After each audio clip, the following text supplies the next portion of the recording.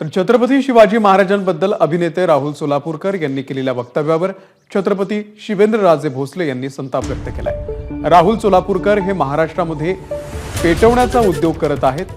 त्यांची उतरती कळा सुरू झाली असेल किंवा त्यांचं भवितव्य विझायला लागलं असेल, त्यामुळे प्रकाश झोतात येण्यासाठी महाराजांवरती वक्तव्य करत असल्याचा हल्लाबोल शिवेंद्रराजे यांनी केलाय। तर अशी बेताल वक्तव्य करणाऱ्यांवरती सरकारने लवकरात लवकर कारवाई करावी अशी मागणी सुद्धा शिवेंद्रराजे भोसले यांनी केली।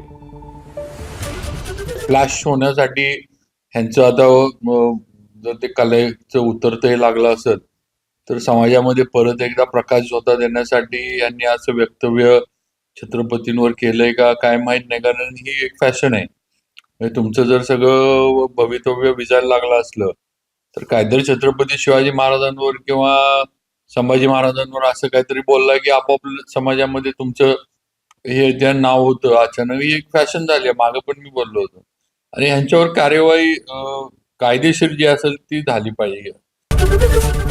एबीपी माझा, उघडा डोळे बघा नीट।